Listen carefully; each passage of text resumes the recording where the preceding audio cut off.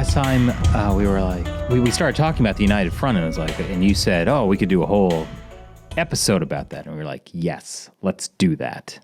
And I think it's very apropos because just last week, the Philadelphia mayor hung the Chinese flag outside City Hall for Chinese National Day. And I want to get the names right. It was organized by two local Chinese groups, the Pennsylvania United Chinese Coalition and the Greater Philadelphia Fujian Hometown Association. What's the significance of this? Let's start with the obvious that it's offensive to have a flag of a foreign adversary flown on government property in the United States.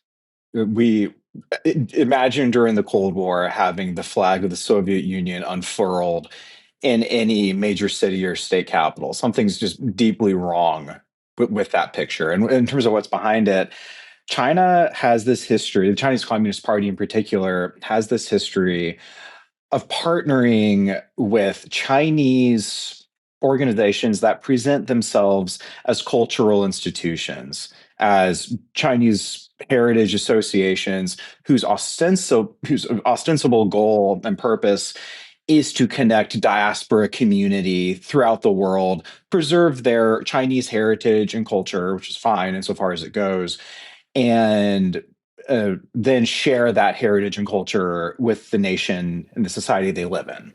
And these groups are typically started by American citizens, Chinese American citizens, usually. Precisely. So not can't be registered with FARA. It's not foreign agents, right? Well, that's an interesting question, actually. The Foreign Agent Registration Act, domestic organizations, at the risk of totally getting us sidetracked with FARA, but when I worked for Senator Cruz, I did a ton of work on FARA in China, so I'll rein myself without going too deep. Domestic organizations actually are required to register under FARA if they are an agent of a foreign political entity and if they're representing those foreign interests. So that's actually a really interesting question. But what you said a few minutes ago, you're totally right. These are domestic Americans that are setting these organizations up, oftentimes, though, in cooperation with official organs of the Chinese government. So in many cases, the consulate, the embassy in some cases, or organizations inside of China will partner with these cultural institutes in America. And oftentimes, whenever China will host these conferences under the auspices of United Front work, these organizations are present. They speak. They're involved in community organizing. And the goal is to present the Chinese Communist Party in a positive light. So when you see the flag flown up in Pennsylvania, that's more than just one nation out of many nations where they will fly the flag on any particular day to celebrate diversity. And that's, as far as it goes, sure, fine. But the Chinese Communist Party isn't any political party. It isn't any political regime. It's an adversarial one against the United States and has been for a very long time. And it's part of this broader effort, which is the essence of United Front work, to use foreign voices and foreign people outside of the party to advance the party's interests, laundering what the CCP wants to achieve through the actions and the speech of Americans, which is really insidious. What's interesting to me also is like this whole flying the Chinese flag, the PRC flag, on city halls for Chinese National Day. There was a article in China Daily last week defending the practice, basically praising Philadelphia, and I guess San Francisco did the same thing, albeit with less pushback and publicity. I think because because San Francisco is so captured by these United Front groups, and that there's not as much pushback against it as there was in Philadelphia. But there was this China Daily state-run media article essentially using these things for propaganda. And that, I think, is a compelling piece of evidence of what's happening here. Whenever you see Chinese state media, which, let's be very clear, is not independent media. There is no free press inside of China.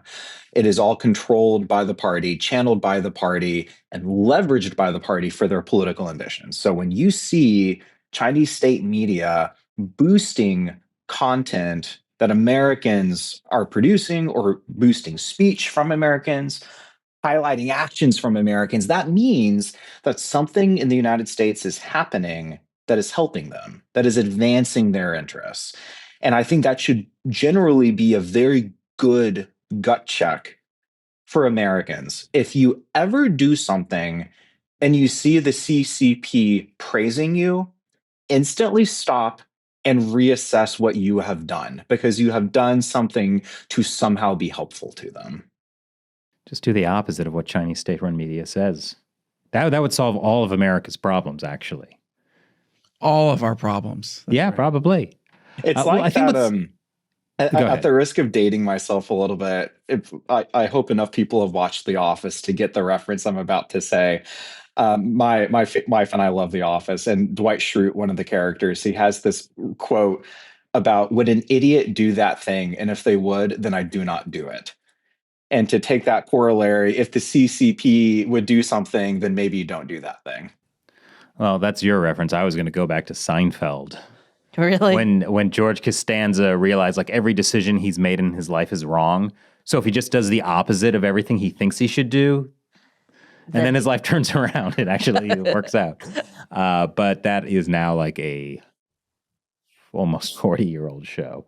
40-year-old? Early 90s. Wow. Early 90s was like about 30 something years. Yeah, ago. I was going to say almost 40. Anyway, I'm rounding really up. I'm not afraid. We are. United Front. Well, the interesting thing about the United Front, it's as I understand it's like an actual branch of the Chinese Communist Party itself. This isn't like some government thing. This is the Communist Party itself. Correct. So there is an entity called the United Front Work Department, and they are responsible for coordinating and executing a lot of the United Front work, not only like abroad, but like frankly inside of China. And I think this is something that's easy to miss because let's state the glaringly obvious. We're speaking about this as Americans. So when we talk about what the Chinese Communist Party is doing in any realm, in any domain, but United Front work in particular, it's easy for us to look at what the CCP is doing and think, well, United Front work is clearly directed toward us because we're powerful and China wants to influence us, which is true. But United Front work has a history that far precedes anything that's happening today in San Francisco or in Philadelphia. United Front work is primarily about influencing the political conditions inside of China. And I think this is an important starting point for us to understand. We cannot make the mistake of mirror imaging and assume that the political concepts that make sense to us as Americans are shared by anyone else. And when we talk about United Front work, we normally will either talk about it in terms of this department or this agency is doing something, or we'll talk about it as malign influence, which is accurate. It is malign influence. But to really understand United Front work, you need to do a little bit of digging and understand the communist ideology behind it, because you don't get United Front without a communist ideology. And the Leninist nature of the CCP is ultimately what this stems from. Because if you're a communist, you believe that the world is in perennial constant revolution away from imperialism and ultimately towards perfect communism. The road from imperialism to communism is wrought and difficult because real life is messy and theory and practice aren't the same thing. And what Lenin wrestled with in the 20s and what the Chinese Communist Party wrestled with during the same time in the 20s and the 30s was, we have this vision, but we're not a popular political party. The nationalists, the KMT, during the time of early Chinese, modern Chinese history, they had support of the people. So what do? You make temporary alliances with more powerful political actors, sabotage from within, and then have a powerful army to fight them with when they're no longer useful to you. That's the essence of United Front work. It is influence and warfare combined under the direction of the party. And why does this matter to Americans today? If you're a friend of the Chinese Communist Party, you're actually in a very dangerous position because they're not friends with anyone outside of the party out of the goodness of their own heart. They are friends to you because you're helping them. You're advancing their interests and their revolution in some way. But the moment you become unuseful to them, you are no longer within the coalition, you are outside of it, and you are an enemy of it. So to be a friend of China is actually a very dangerous position to be in because it has an expiration date. It's like you need to be some kind of idiot, but useful to the party. Almost as if. This is precisely where that idea of a useful idiot comes from. Thank you for watching. A link to Michael's book, Countering China's Great Game, is below. And this clip was just one short highlight from our hour-plus long podcast. When you join our team at ChinaUncensored.tv, you'll be able to download the full podcast and get exclusive deep dive episodes. But more importantly, you'll be joining our team that's standing up to the CCP. Link is below.